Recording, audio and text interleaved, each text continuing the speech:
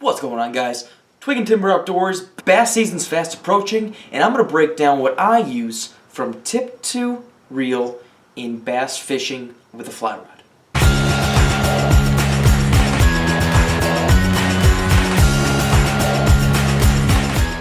So typically when I'm bass fishing, I personally, with the flies and the poppers I use, I like a 7-weight fly rod. I think it's nice and versatile, it's nice and light. I like mid-flex to full-flex rods because it allows me to have nice open loops to cast, especially with big, bulky flies. The reel is not that important, especially considering that in New York here, our bass typically max out anywhere from in the 7 to 6.5 pound range, where I am. And so I typically don't put bass on the reel. But that being said, this year I'm using a Diamondback rod Flex, a 9-foot 7-weight. I like it because it's nice and easy to cast, very powerful butt section, and nice sensitive rod tip, and that's really important. The reel, this happens to be a Max Catch BC reel. Again, the reel's not that important, but it balances out my rod nicely, and also it's pretty aesthetically pleasing.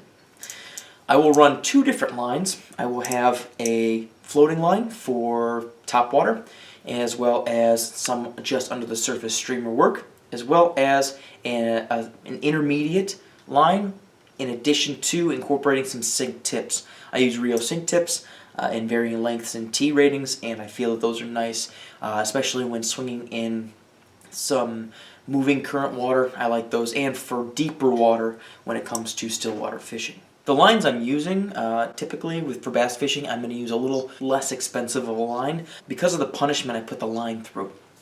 That doesn't mean I'm going to go super cheap, but anything that in a weight forward or in a double taper, because with bass fishing typically I'm able to get a little closer because the bass are not leader in line shy. For leaders, I'm going to actually create my own leader, and typically I buy a kind of a bulk monofilament.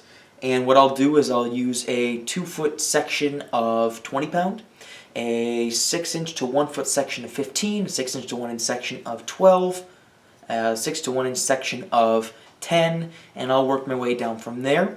Or if I'm going to be swinging, typically I don't need to worry that much because I'm going to be using a shorter leader. And what I'll do is I'll use usually a 2-foot, 3-foot section of 20 and a 2 to 3-foot section of either 12 or 15, especially when I'm not going to have to turn over something that large.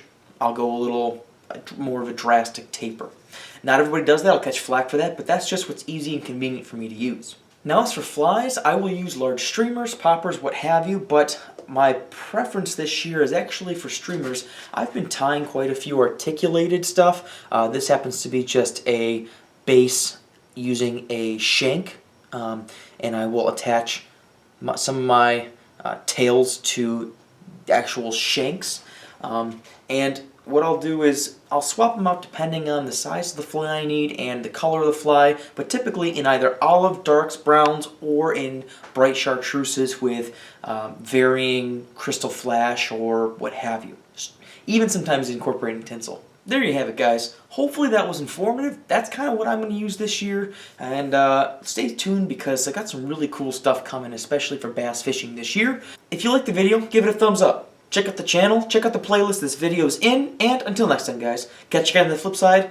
Tight lines, and we're out of here.